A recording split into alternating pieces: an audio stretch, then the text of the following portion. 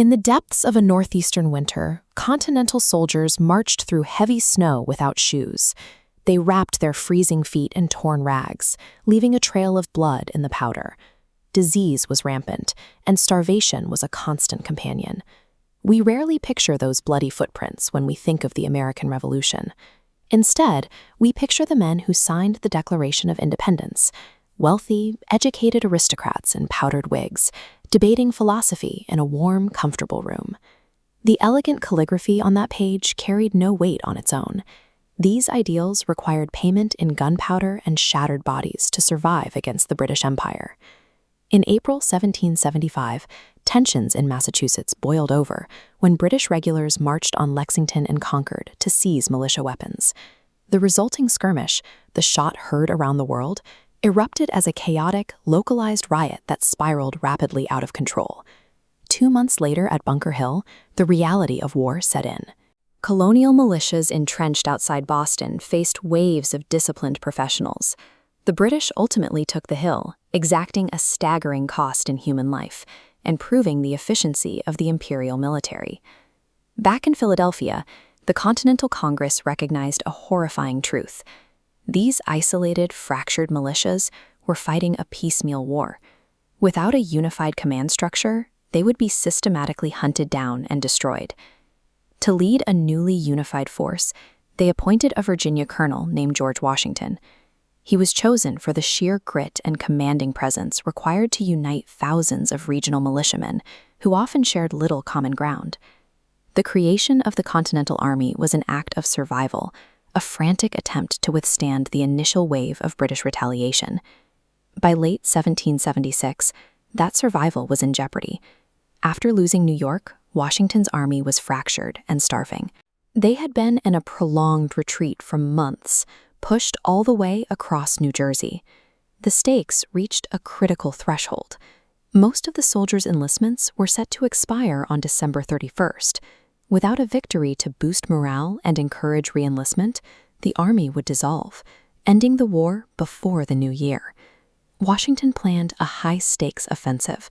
On Christmas night, he marched his exhausted men through a blinding nor'easter to ferry this freezing river, which was choked with massive blocks of ice.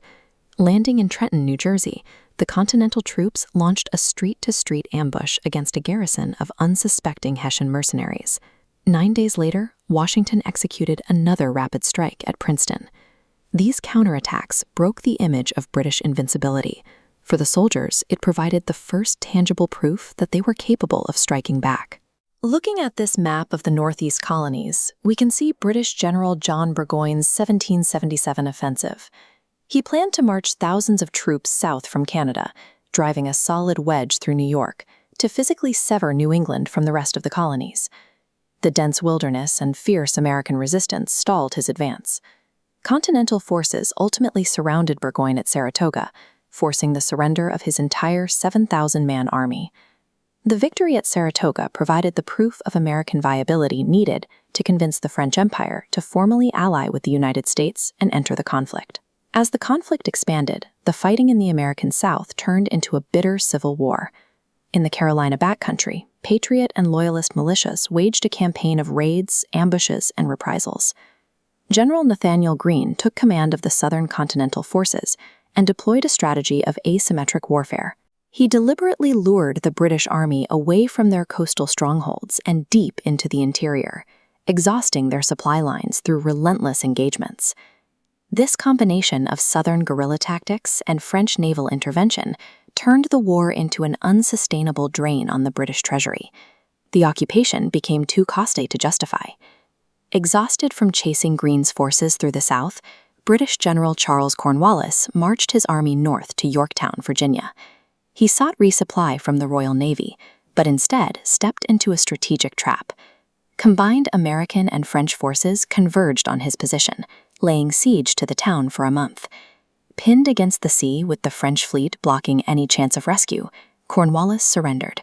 A ragtag alliance of farmers, smugglers, and merchants secured a sovereign nation. They outlasted the British military through sheer endurance, transforming the signatures on the Declaration of Independence into a binding reality.